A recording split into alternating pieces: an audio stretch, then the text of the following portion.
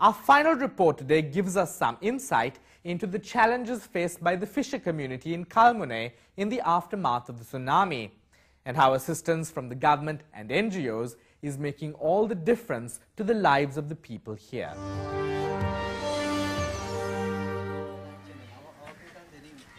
Sini Mohammed has always been a fisherman, ever since the age of 14, when he quit school and first went out to sea.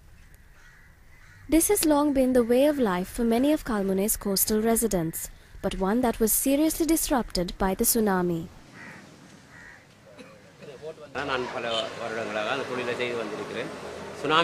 I have been doing this job for many years. About 2 or 3 years before the tsunami, 4 of us got together and bought a boat. We had just started going out to sea when the tsunami came. Our boat was destroyed. There were property damages amounting to about 10 billion rupees in Kalmunai alone. It was the non-governmental organizations that helped the people affected by the tsunami. With several governmental and non-governmental organizations stepping in to help restore the lives of Kalmunai's tsunami-affected fishermen, Sini Mohammed and other members of the local Fisheries Cooperative Society too received new fishing boats. Seva Lanka donated 48 boats to the fisher folk of Kalmunai, and 6 or 7 have already been out to sea. The determination of the fishermen and the amount of fish they catch will ensure a successful future for us. We are much better off now than we used to be.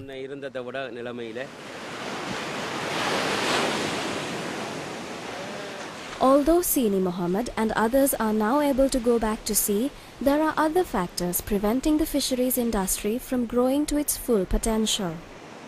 One such factor concerns high post-harvest losses that significantly reduce the large quantities of fish that are caught in Kalmunai. It is an issue that the Kalmunai Fishermen's Cooperative Society has been attempting to address for a number of years. We don't have the means to preserve the fish that we catch. We go to Colombo and buy blocks of ice. Then we sell them to the fisher folk at about 200 or 250 rupees. But this too is expensive for them.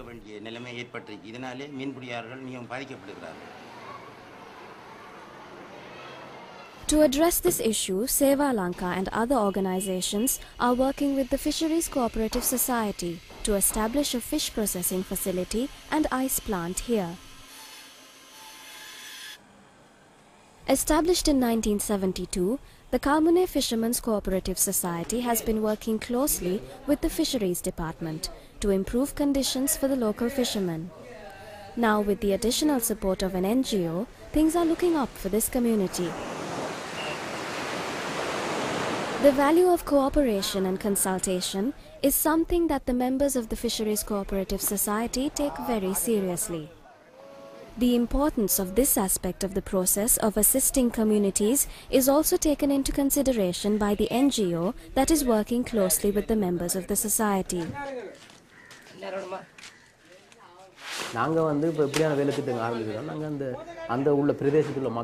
When we start projects like this, we explain the procedure to the people in the area. Afterwards, the district secretariat and the fisheries department are consulted. It is after this that we proceed with the project. Before implementing such a project, government organizations, local organizations and community leaders are all made aware of it.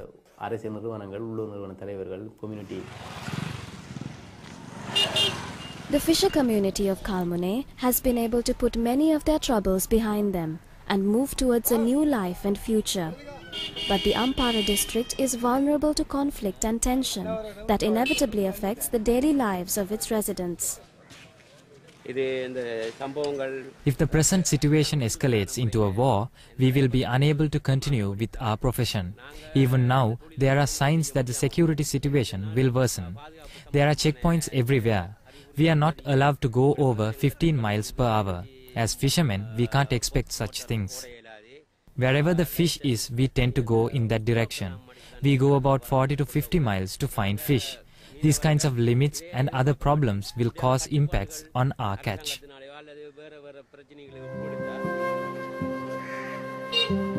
If things do improve in the Ampara district, the Kalmunai Fishermen's Cooperative Society plans to expand their industry even further, to include a more comprehensive marketing strategy, not just for fresh fish, but fish products that could be sold across the country. Such an arrangement will stimulate the industry even further and ensure that fishermen have a regular means of income. Kalmunai's fishermen have begun a new life that will hopefully lead to a better future for themselves and their industry.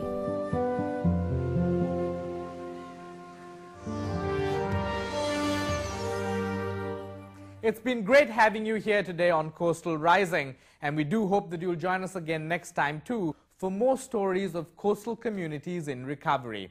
Till then, goodbye.